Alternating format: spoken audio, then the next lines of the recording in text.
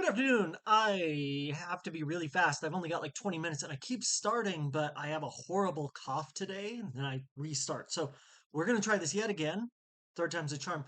Right off the top, I really want to give a big shout out to somebody who's I consider to be a friend. Has been a longtime supporter in the community. I'm not going to mention them by name, but they know who they are.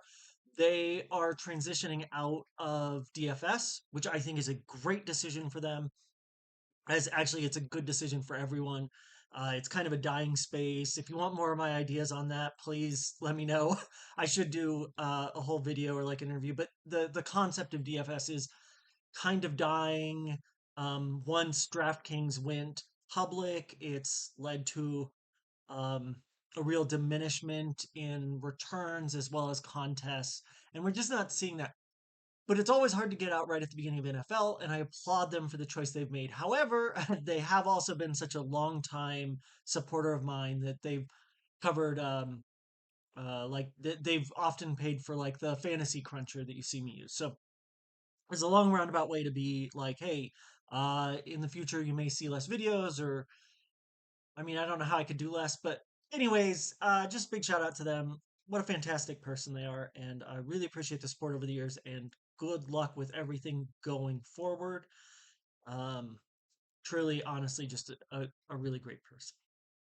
Speaking of other great people, you should join the DFR Discord. That's Daily Fan Racing. You can get a link through the Daily Fan Racing website, through Ryan Larkin's Twitter, through my Twitter. You can message me. I'll put a new link in the pinned post. I'm going to put a new pinned post up later today. In my pinned post on Twitter, you'll be able to find my projections for League of Legends, anything else that I just choose to do, and obviously they're all free. In a reply to that, I'll put a link to the DFR Discord, which you should absolutely join. That Discord is completely free. DFR does offer other services. Ryan is great with NASCAR. That is their specialty. And I believe they currently offer MMA. Speaking of which, over the weekend, the DFR community did fantastic in MMA. I came very close to some major takedowns myself for the UFC event, which I don't care about at all. Much like how I got into League of Legends DFS. There's just a bunch of edge there, as there is in NASCAR, and finding ways to get to those edges is very important.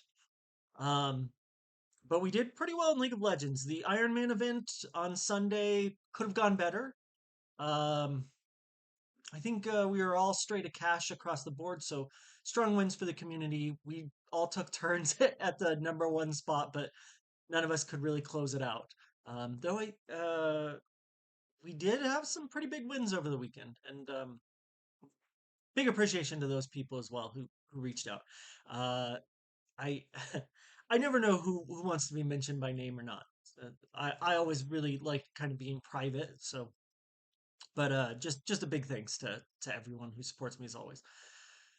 Let's get into the slate. This one is fucking bunkers. It's going to be so difficult to build, and I think you're going to see that there is a pricing situation that's going to kind of mess us up.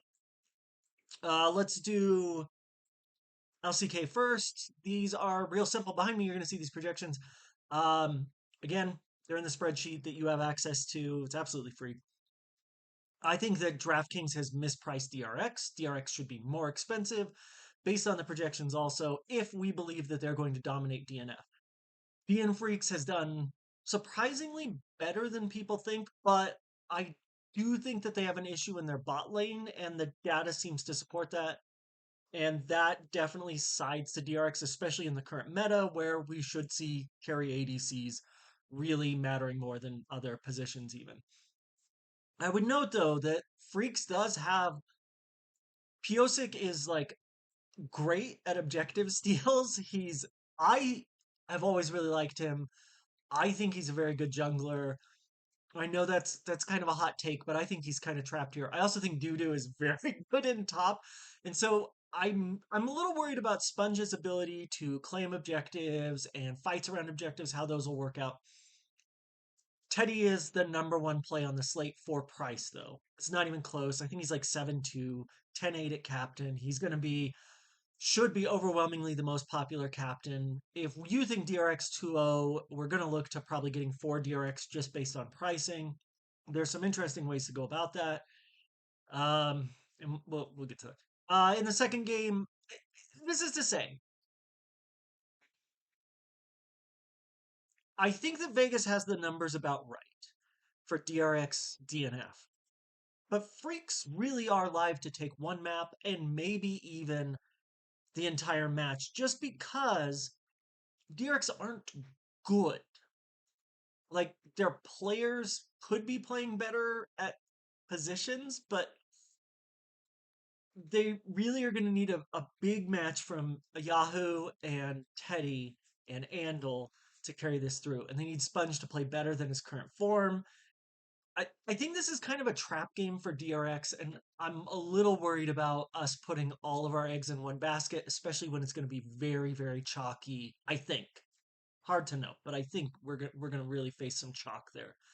Um, let's move on. Match two. Jinji Nongshim should be a Jinji 2-0. I would note we were joking about this in the DFR Discord. This is a good spot for Nongshim to just really upset. Jinji always lose one match. Not always, but like they have a tendency to lose a match that they're just huge favorites in. They just kind of fuck around. They don't plan it out. I don't know what it is. And we've seen them lose to this very Nongshim team already this year. And even though Nongshim right now is 1-16 in maps, 1-16, terrible fucking record in split three. This is an easy 2-0 for Jinji. Easy 2-0 for Jinji. On this slate, I think they're probably going to knock it out because we don't have a funnier narrative. Like, it's not, oh, well, it's not the funniest narrative. The funniest one will be DN Freaks 2-0ing or um, FPX beating anyone's legend. Like, Nongshim beating Jinji would be surprising, but it's not funny. And I think that the narrative, gambling narrative justice always goes towards what's the funniest outcome. So just based on narrative gambling, I think that we do have to side with Jinji 2-0. There's no bet here because it's all really overpriced. Nongshim have been extremely slow in deaths. When they lose, they're just not giving up enough. Jin can really push it, but I'm worried what we'll see is two maps. One that's like 22 to 5, and the second one or first one or the other would be like 16 to 3. And I don't think that those numbers are really good enough to get us to the top. But I definitely you'll see in a little bit, but I do kind of like one-offs here from Genji. I think that there's value in like upgrading a single position to someone that we know is really likely to just get a 2-0. So they are the most expensive team in the team slot. It's going to be hard to get there with some of the other pieces we want to, but like that would be a position that you could take. But I am a little concerned they do drop a map, but they'll be fine. They'll be fine. Don't worry about it. Game of the slate. This is an absolute banger. LGD versus TT. This could go. This could do anything. Historically, we would expect this to actually go under on kills, and I think that the Vegas set it at what 28 and a half. Yeah, 28 and a half is what I'm getting. It's priced as a straight pick 'em right now in most books. I think that I prefer the TT side. My model prefers the TT side. Everything else says LGD.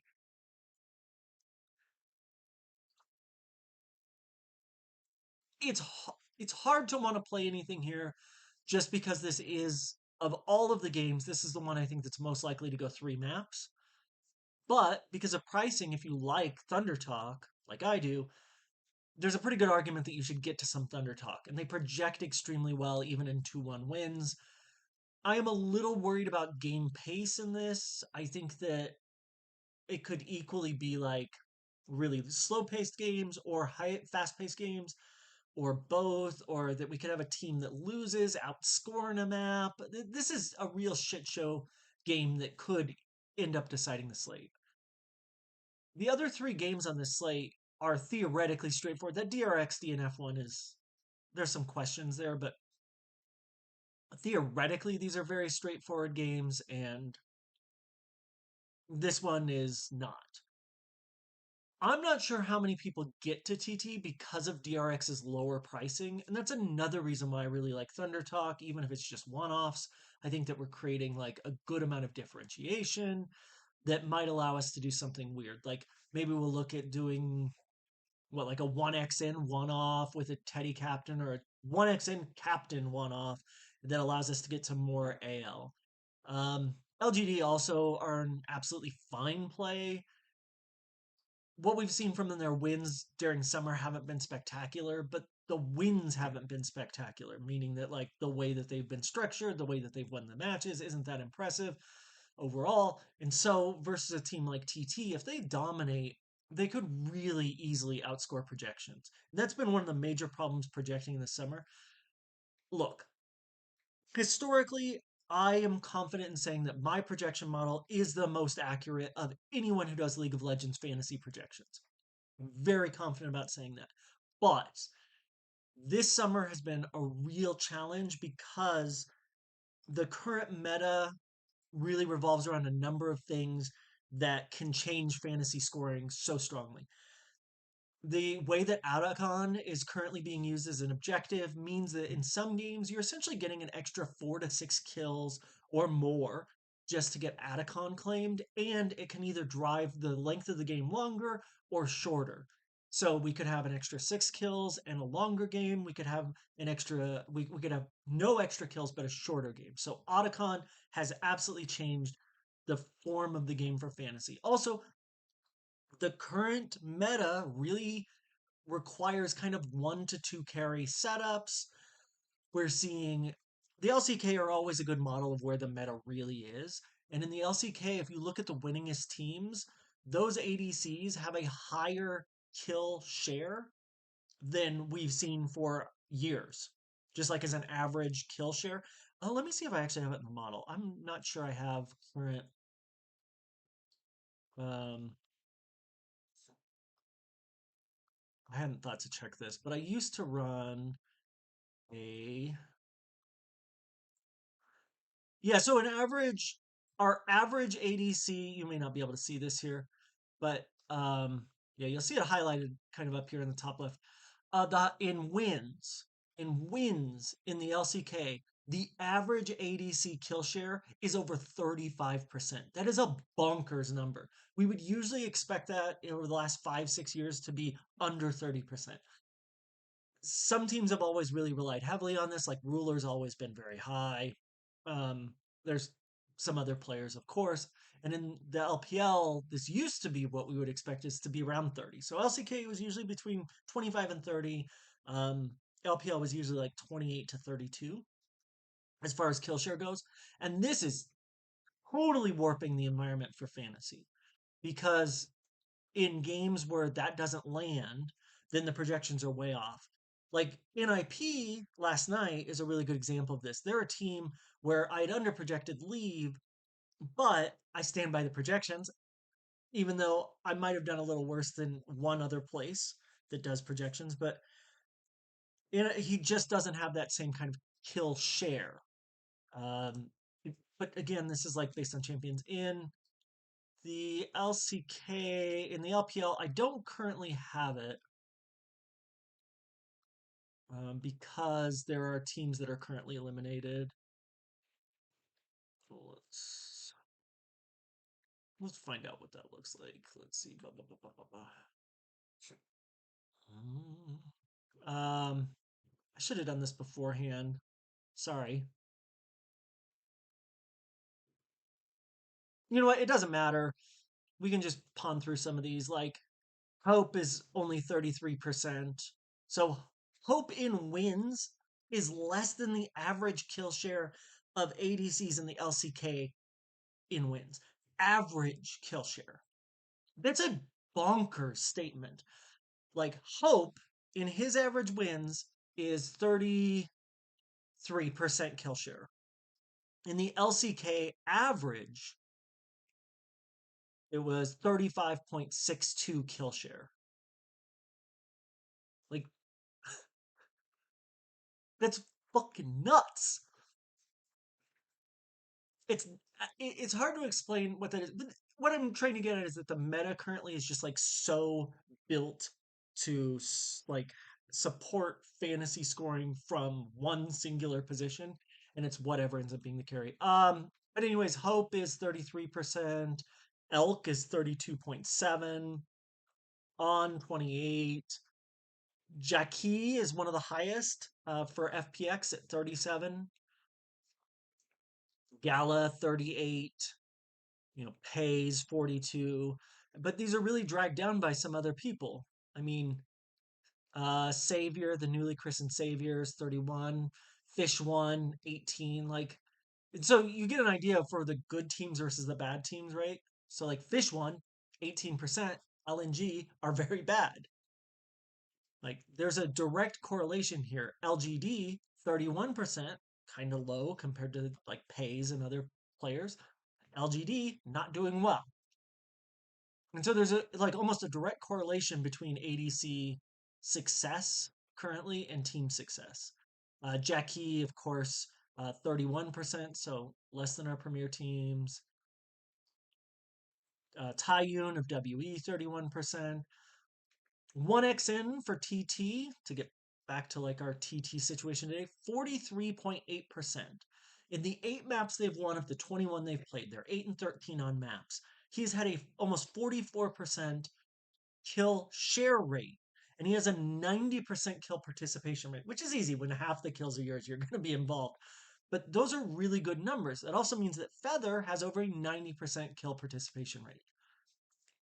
Part of this is because Aki in the jungle is not great, and Hoya isn't really holding his weight the way that he should be. TES Jackie Love is at 31%. That includes today. Yeah, I put today's in already.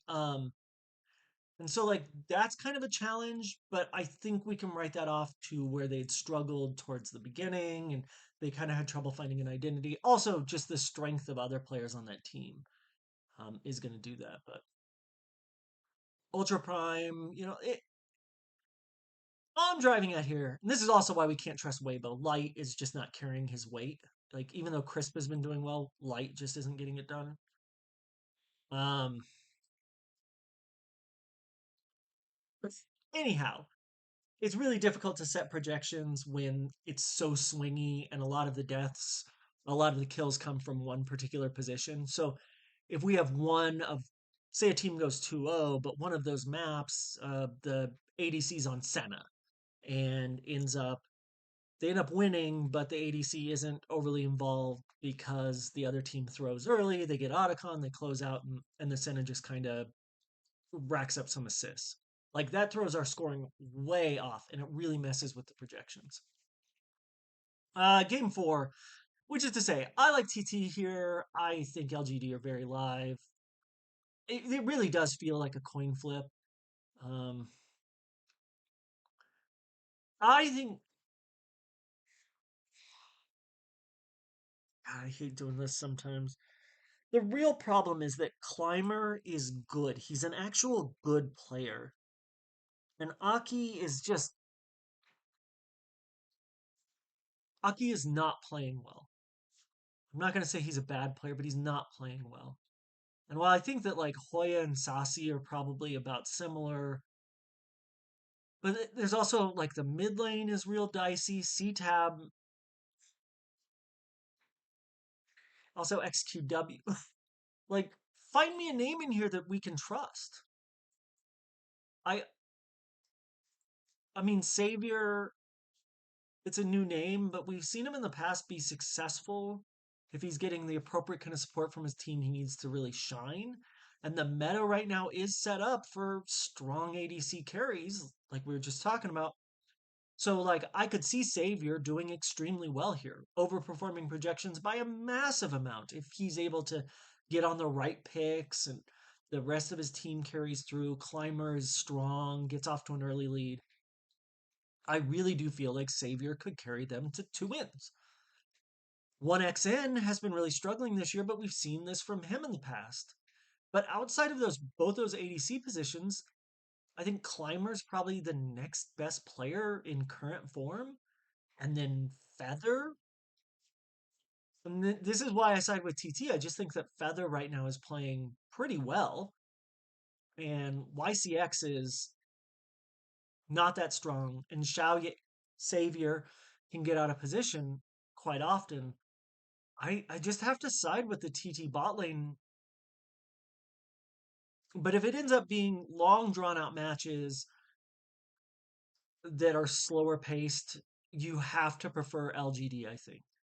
I think that if they get into scaling comps and they really can just kind of hold down the early game, or if they can get Climber off to an early lead, LGD should be favored. Yeah. Yeah, because I just don't see Aki carrying his weight. His champ pool isn't really set right now. So I prefer Thunder Talk to win here. I think it's going to be 2-1 Thunder Talk. But if you told me tomorrow it was 2-0 LGD, it would not be a surprise at all. Like it's going to come to, there's just so many moving pieces in this match. Um yeah. If I can get TT at plus money, that's interesting to me. I think that's the only thing I'd look at here. There's like an argument for betting alt kill unders in map one, but I just don't think the price is going to be where it needs to be. I think it's like 50-50 that this goes right now. The over under set at 28 and a half. And I think there's a 50-50 that map one goes under 25 and a half. And so there's kind of an interesting idea that if I can get good plus money to get under 25 and a half, that I should take it. I'm really talking myself into it. Yeah, okay. All kill unders map one LGDTT 25 and a half. So under 25 and a half. I would let's just look at a half U. I don't think I'd do a full unit there. And it's a 50-50. And so you just need to be getting better odds than that. And I think we can probably get, you want to see? Uh,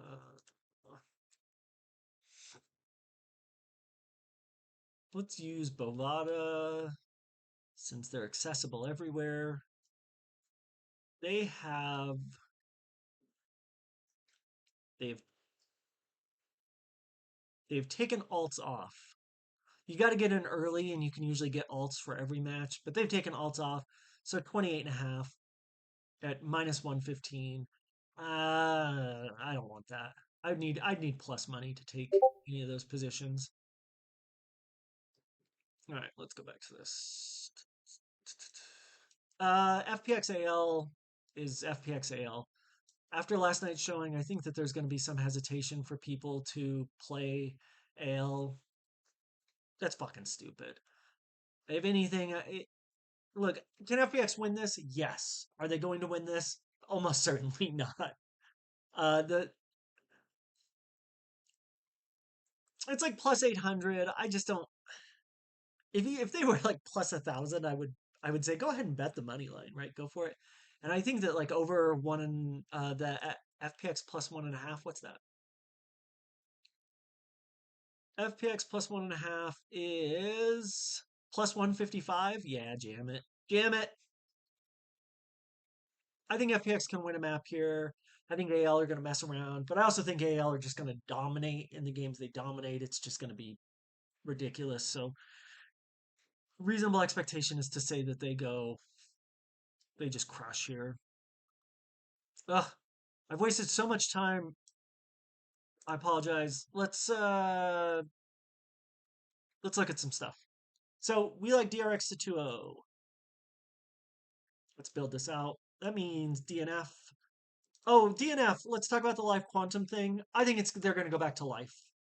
I don't know why they would use quantum. The last two matches, quantum has started the first game, and then life has immediately been subbed in. They won one of those in a reverse sweep, and they lost the other one. Um, I I think the quantum bump was short lived, is what I'm saying. So we like Genji 2-0. We're gonna put Nong Shimo 2. This should be really straightforward today, huh? LGD. We'll do LGD and TT both at 2-1, since I think that's the most likely outcome.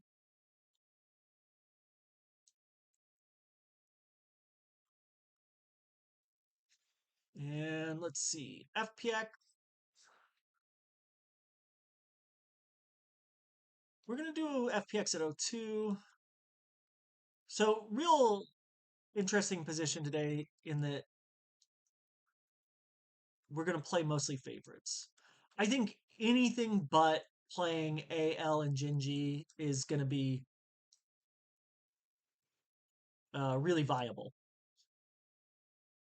Like nobody's going to get to nobody's going to get to anything interesting tonight. We're all going to play the same thing. We're going to limit opposing players to 0 right off the bat. That's the only thing I really care about, right? Yeah. Let's upload this data. Boo, boo, boo. Good, good. We're going to set our team scores for projections. Genji 62. No. For this matchup, Genji 61. Anyone's legend. We're going to run them a little lower, 59. Probably the thing to do actually is just to go 2062, 2062, DRX. We put them as a 2-0. I have some doubts about that. I should probably put them in. Let's put them in a little lower. We're going to fudge it. This is just like a no ball situation. LGD, we put them in 2-1, 2-1 for Thunder Talk, so 55-55. And then we're going to do 16 for the rest, 8 for each loss in their O2 losses. We're going to go to use my projections, run 20, and let's take a look here. Yeah, I mean, there's no big surprises. And this is what I'm saying. Like, if we're going to play TT, the 1XN is just going to jump off. It is interesting not to get any hope in these. Boy, I actually really, really freaking I love this lineup at number 1. This is actually incredible. Yeah, I think there's like 1 and the one right underneath it here at number 5 are really interesting. But like 1 and 2 are both pretty attractive on a slate where we have so many favorites. If we're going to play 1XN, we should probably just captain him, create a lot of differentiation that way. Um, in a second, we'll pull out that game. Yeah, I like all these. These are cool. You know how to slow down video. You can go back through this. Let's change who we have in here. So let's take out TT and say, okay, no TT. Yeah, okay. Yeah, Genji, Teddy. You know, those Tarzan captains are interesting. Hope has like the Otani and Coors pricing tonight at $8,200. This is going to make it very difficult to get to. I will say this one down here is very similar to one that my hand build, my first hand build, was very similar to this one with the Teddy Captain. I think I had Chovy mid and like Tarzan Chovy DRX in the team slot, but yeah, I mean, it's just like, yeah, I'm not. I I think Tarzan Captain is pretty interesting, but it doesn't get us to enough AL to make it worthwhile. If we could do Tarzan Captain, get 4 AL, um, I'd get on board there. Okay, let's pull LGD out. Let's just say we skip that game. Let's say it goes 2-1 and the matches are all really close. Yeah, these are great. Look at this. DRX. We're just going to get to so much DRX, and that's pricing and projections.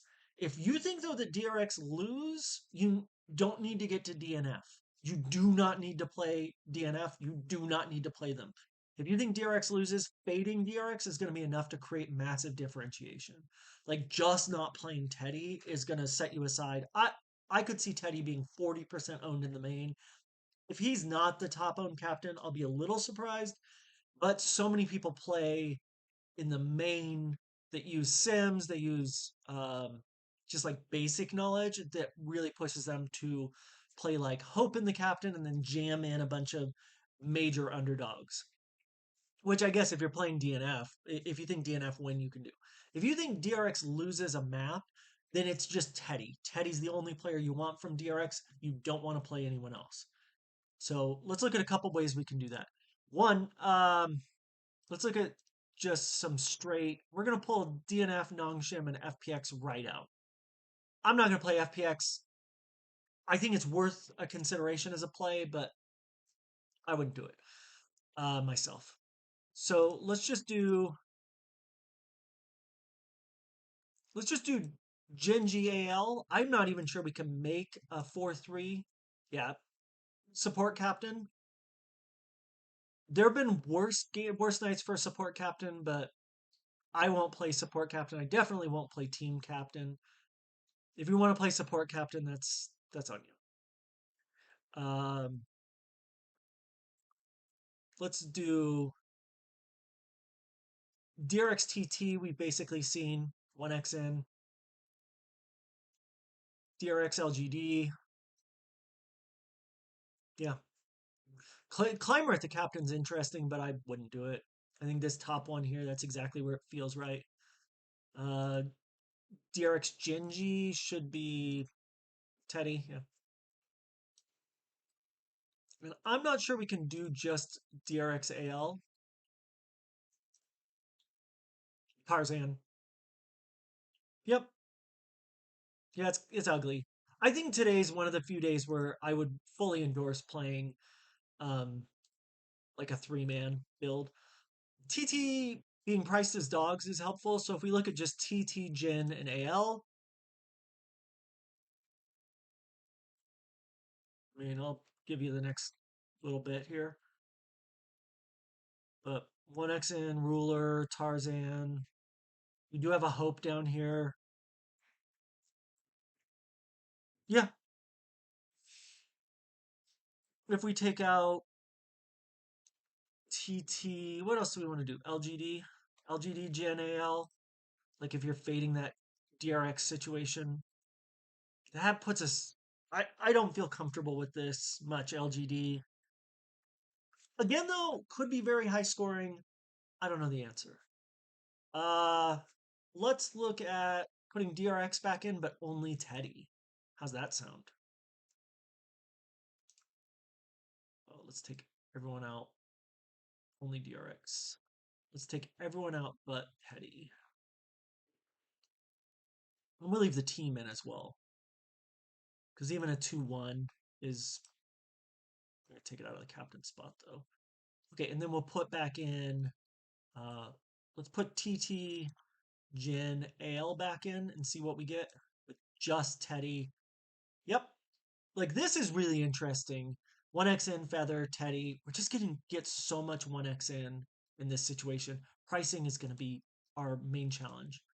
We take TT out, so this is gonna be for Teddy only from DRX, who's a great play, and then LGD, AL, and Genji.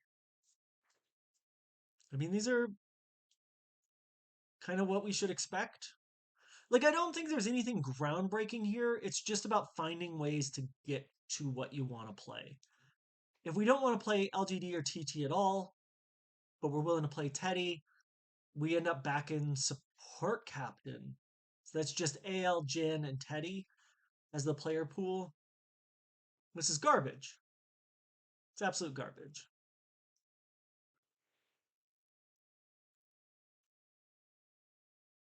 Okay. Let's put everyone back in.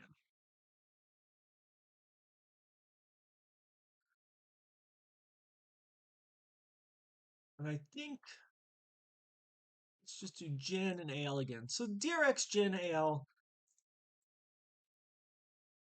This is at the number one. This is essentially, like I was saying, the my first hand build. Number five, also really similar.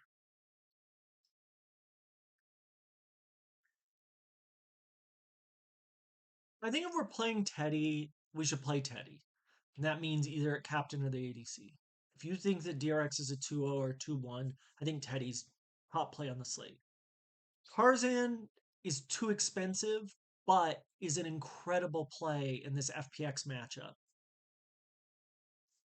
Flandre also, like, it is kind of attractive to think about a Tarzan captain, but I really only want a Tarzan captain if I can get to Hope, I think. And that's just, I just don't think that's really viable. We're not going to get to Hope at, I'm not going to be able to get to Hope at captain. based on the teams that I want to play. I think you need to go to DNF to do it, but let's see just if we. So this one here at number one, that's the lineup I think I have in. I might have like Duro DRX, but this is kind of my first hand build. Because I hadn't looked at the projections yet, or the optimizer yet at all. But I think there's just like a real opportunity if you're willing to go to war with four DRX. Hope just sets up so well, but fading hope for 1XN is probably going to be my big standpoint, and I can't even do it with any real conviction today. All right, I gotta go grab my laundry out and start making macaroni and cheese. But uh, your playlist for today. These are your chores for today. One, go click on my new pinned post that I'm gonna do for this uploads. Two, join the DFR Discord if you haven't already. Three, follow Ryan Larkin on Twitter, I guess, because he's been fucking great to me, and it's nice to have a little home. Um, Four, decide what you're gonna do in this. Spend some time, make a position in the LGD TT game. Figure out where you want to be for that, and then figure out if you need to play from it.